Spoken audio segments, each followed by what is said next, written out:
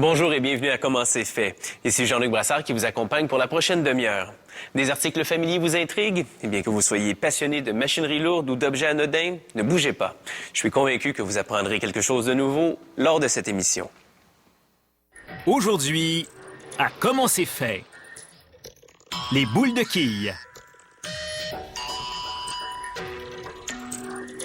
Les enseignes de barbier. Le feutre. Et les pistolets radars.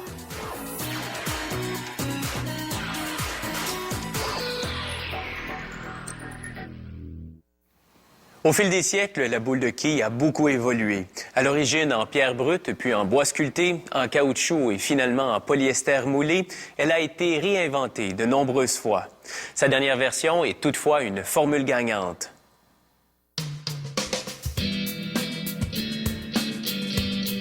Les avancées technologiques ont complètement refaçonné la boule de quille. Traditionnellement rond, le noyau est maintenant asymétrique. Cette particularité permet à la boule de tracer une courbe vers les quilles, tandis qu'elle roule dans l'allée. Les noyaux sont fabriqués en résine de polyester. Des minéraux comme de la barytine, de la poudre de silice et de la castine sont mélangés pour obtenir un produit à l'apparence du lait au chocolat chaud, car un catalyseur déclenche une réaction chimique qui chauffe le mélange.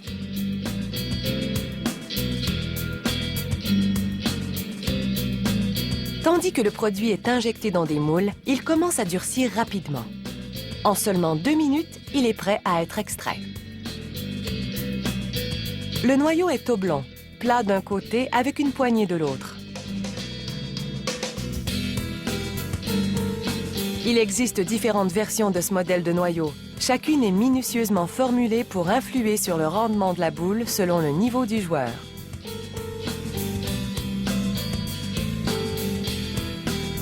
Le noyau est maintenant percé vers son centre afin d'obtenir un trou d'épingle. Celui-ci permet de maintenir le noyau en position dans un deuxième moule.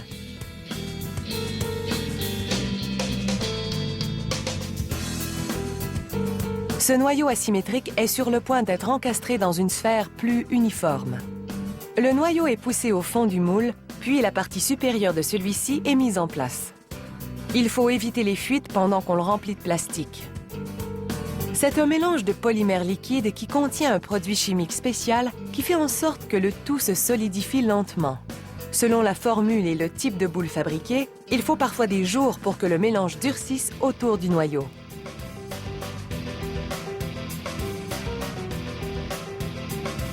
Lorsque la pièce est extraite du moule, on voit le résultat. Le noyau asymétrique est maintenant scellé dans une coquille de polymère très symétrique. C'est au tour d'un troisième moule d'entrer en jeu. Celui-ci scellera la boule de quille dans un revêtement, le plaquage. Ce revêtement a été scientifiquement formulé pour améliorer la traction de la boule tandis qu'elle roule vers les quilles.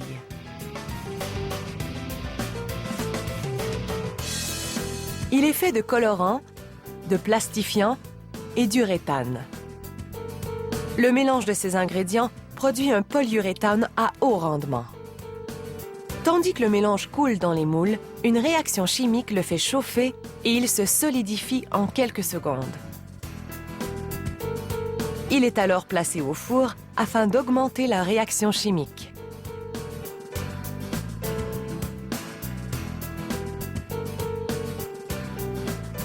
Une meule rotative enlève la protubérance formée par le débordement au tuyau de remplissage du moule. Cette opération arrondit la forme de la boule.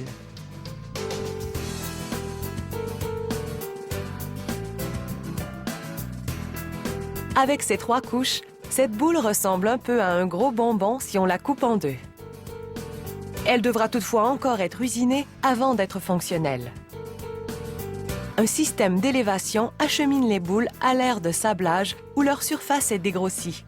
La grosseur de grain utilisée pour le sablage varie selon l'objectif de performance visé pour cette boule particulière. Cette machine estampe la marque de commerce à chaud sur la boule.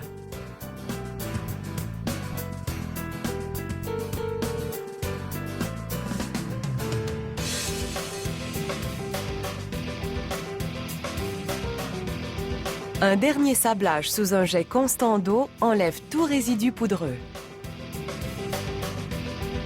Plus la surface est polie, moins le crochet de la boule sera prononcé. Ainsi, même ce dernier sablage vise une norme de rendement. Une fois la surface polie, il ne reste qu'à percer les trous pour les doigts sur mesure. Avec une telle boule entre les mains, aucune excuse pour faire un dallo.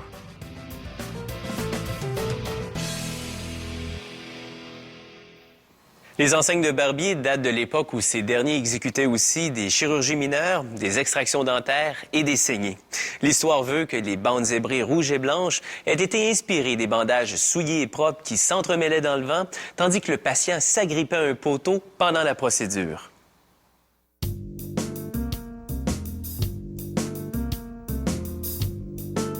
Avec le temps, les enseignes de barbier ont perdu leur connotation horrifiante, mais pas leur titre de symbole historique.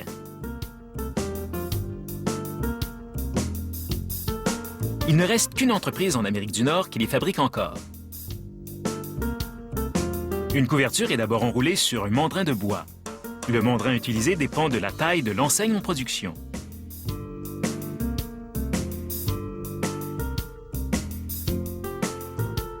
À l'aide d'un couteau, l'artisan incise le matériau aux deux extrémités. Celui-ci est fait de papier et de vinyle traités contre les rayons ultraviolets pour éviter la décoloration.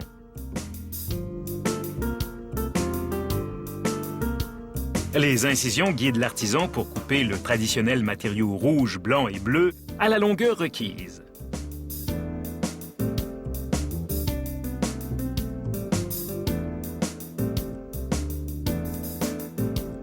Il rive ensuite le logo de la compagnie à un cadre support, puis, à l'aide de boulons, fixe un moulage de soutien au haut et au bas de ce cadre. Le cadre et les moulages sont faits d'aluminium, ce qui les rend pratiquement inoxydables. Un aspect important puisque ces enseignes doivent résister à toutes les intempéries.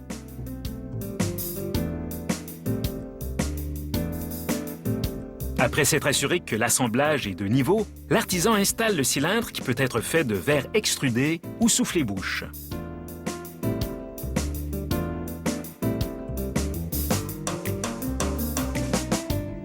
Un dernier resserrement et l'artisan vérifie que tout s'ajuste parfaitement.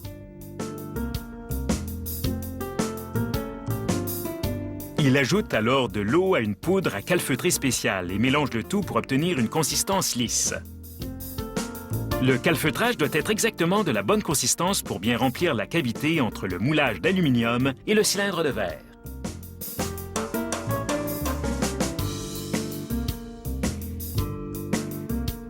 Et 5 minutes plus tard, lorsque le calfeutrage est sec, l'artisan enlève avec soin l'excédent aux deux extrémités du cylindre. Il obtient ainsi un joint lisse et étanche qui contribue à maintenir le cylindre de verre en place.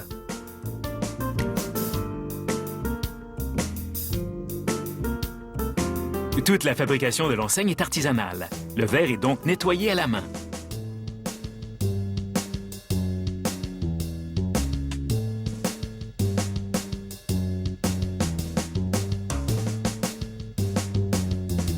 L'assemblage est maintenant placé sur un crochet pour que l'artisan puisse peindre le calfeutrage avec un agent de scellement coloré assorti au moulage et rendant le calfeutrage étanche.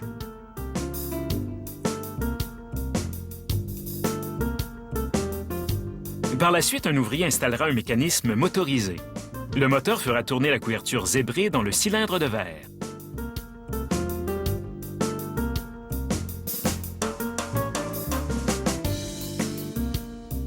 Une fois le moteur branché, l'ouvrier prend le cylindre intérieur sur lequel est fixé le matériau et l'installe sur le mécanisme qui le fera tourner. Il installe ensuite un luminaire à double douille avec l'ampoule qui éclairera l'enseigne.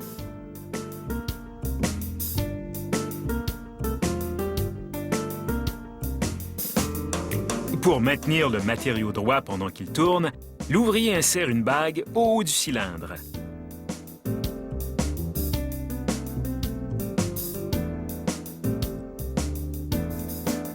Il ne reste qu'à fixer le couvercle d'aluminium inoxydable et à visser la deuxième ampoule qui éclairera le globe de verre blanc.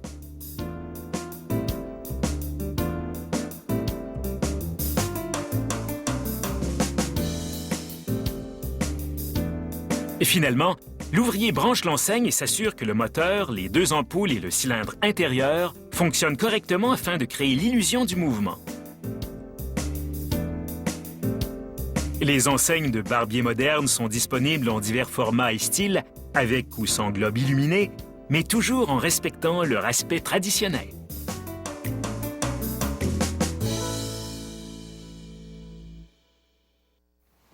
Le feutre remonte à la préhistoire, mais la légende veut que ce soit Saint Clément qui l'ait découvert. Ce moine errant mettait de la fibre de lin dans ses chaussures pour se protéger les pieds. Puis il a remarqué que le mélange sueur et lin écrasé par ses pieds était aggloméré et il a développé la technique. De nos jours, tout le procédé est mécanisé.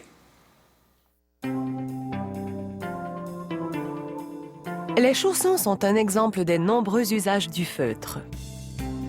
La production du matériau commence avec des balles de fibres de polyester.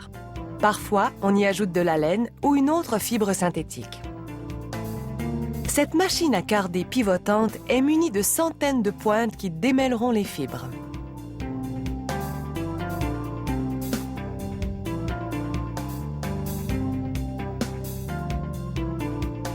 Un opérateur place les balles sur un convoyeur alimenteur qui achemine les agglomérations de fibres vers ce convoyeur à pointe.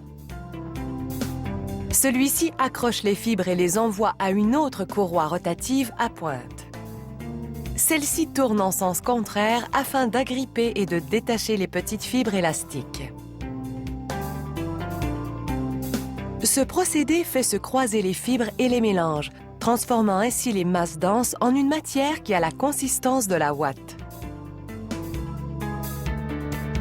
Maintenant que les fibres sont desserrées, il sera plus facile d'en retirer les débris métalliques qui ont pu contaminer les balles plus tôt. Un aimant extirpe ces contaminants qui pourraient endommager l'équipement qui sera utilisé par la suite. Une fois les débris métalliques retirés, les fibres sont acheminées à une autre machine. Celle-ci comprend une série de rouleaux à broche assez rapprochés pour pratiquement se toucher.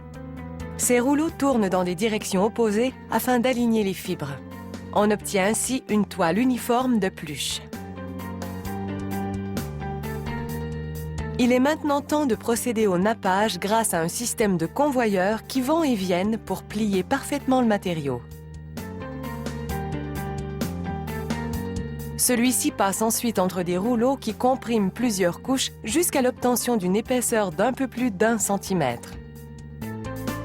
10 000 longues aiguilles frappent alors la pluche comprimée à répétition afin d'enchevêtrer les fibres. Chaque aiguille est dotée de 9 ardillons qui accrochent les fibres synthétiques. C'est ainsi qu'elles sont maillées. Ce procédé transforme la pluche compactée en feutre.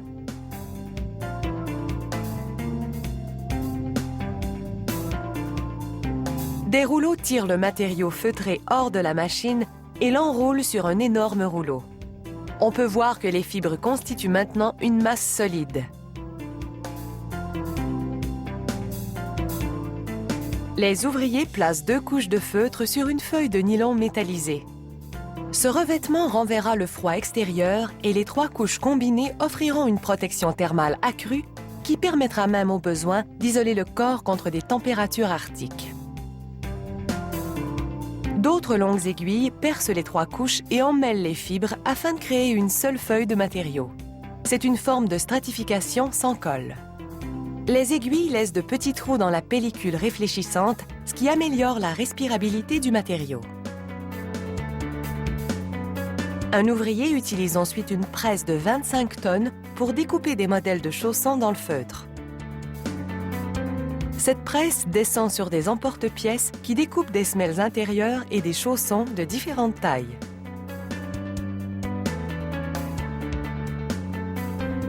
Ne reste qu'à coudre les morceaux et ce feutre pourra procurer un peu de confort à quelqu'un.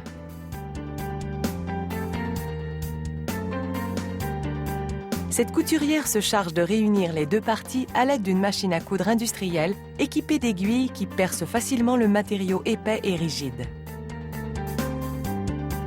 Le haut du chausson est terminé, mais sans semelle, il est incomplet. La semelle de feutre est donc cousue à l'aide d'un point bouclé, le seul qui permet de maintenir cette configuration ensemble. Il a fallu plusieurs étapes pour passer d'une pile de fibres synthétiques à une doublure rigide prête à vous protéger des éléments. Vos pieds toutefois vous remercieront de ce petit ajout dans vos chaussures.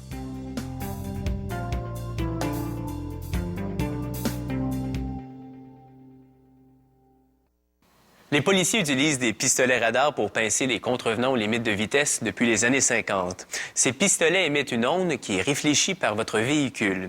En mesurant la différence de fréquence entre l'onde qui est émise et celle retournée, on peut calculer votre vitesse et vérifier si vous respectez la loi. Et si vous êtes un amateur de vitesse, prenez garde aux pistolets radars. Ils vous ont dans la mire.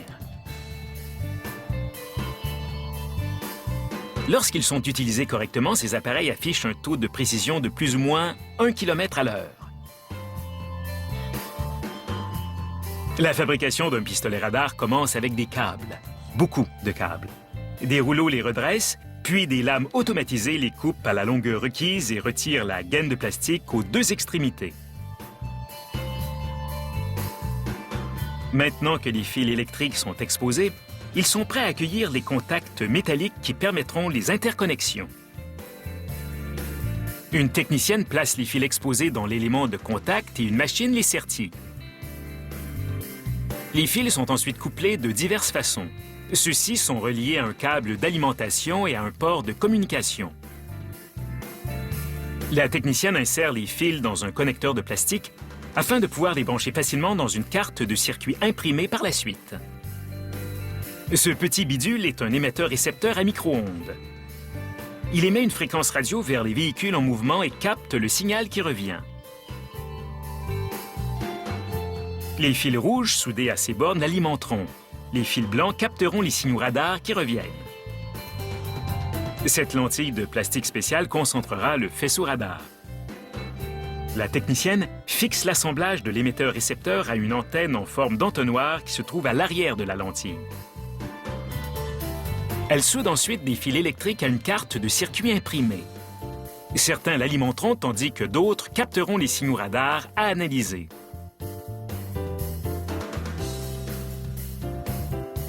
Cette deuxième carte de circuit imprimé plus petite utilisera l'énergie du véhicule de police pour faire fonctionner le pistolet radar. Une plaque de métal isolé que la technicienne fixe avec des attaches de câbles protège l'appareil contre les interférences comme la radio de la voiture. Voilà, ce module radar est prêt à entrer en fonction. Elle passe alors à l'écran et au tableau de contrôle où elle emboîte le clavier sur une petite carte de circuit imprimé qui se trouve sous un écran diffuseur. Elle insère l'assemblage du panneau de contrôle dans une dalle en plastique qui fixe le tout à l'aide de vis. Pour plus de protection contre les interférences électriques, cette dalle a été infusée de métal. La technicienne branche maintenant le panneau de contrôle à une carte d'alimentation pour effectuer un test. Elle vérifie tous les chiffres et toutes les icônes pour confirmer que l'écran fonctionne correctement. Cette machine presse du plastique fondu pour lui imprimer la forme du boîtier du pistolet radar. Un déperditeur d'électricité statique porté au poignet dissipe toute électricité statique émanant du corps de la technicienne. Puisque cet appareil permet d'éviter des dommages aux composants électriques sensibles, il est porté tout au long du processus d'assemblage. La technicienne relie les deux cartes de circuit imprimé en s'assurant que la connexion est bonne, car l'une alimentera l'autre. Elle installe ensuite le pistolet radar dans le boîtier moulé, branche l'assemblage de l'écran dans les connecteurs de l'une des cartes, puis le glisse dans les rainures du boîtier. Elle branche maintenant ce pistolet radar à une source d'alimentation pour un essai. La technicienne frappe la lentille à l'aide d'une fourchette d'étalonnage. Le pistolet réagit comme il le ferait avec un véhicule en mouvement. S'il fonctionne correctement, elle installe la gâchette, referme le boîtier et fixe solidement les deux parties à l'aide de vis. Un numéro de série et d'autres renseignements d'identification sont collés sur le côté. Lors de l'essai final, la technicienne branche le pistolet radar à un ordinateur et pointe la lentille vers une chambre. Celle-ci émet des signaux pour simuler l'effet d'un véhicule en mouvement et l'ordinateur analyse la performance du pistolet. En regardant ces vieux pistolets radars, il paraît évident que la technologie a énormément évolué. Alors, n'essayez donc pas d'en passer une petite vite aux policiers. Comme vous avez pu le constater, la fabrication en série n'a rien à voir avec la conception artisanale. Pour répondre à la demande, elle est cependant la plus appropriée. Vous êtes curieux de connaître le mode de fabrication d'autres objets? Je vous invite à être des nôtres pour notre prochaine émission. Si vous avez des commentaires à formuler sur cette émission ou désirez soumettre des idées de sujets, communiquez avec nous au www.commentcetfait.com.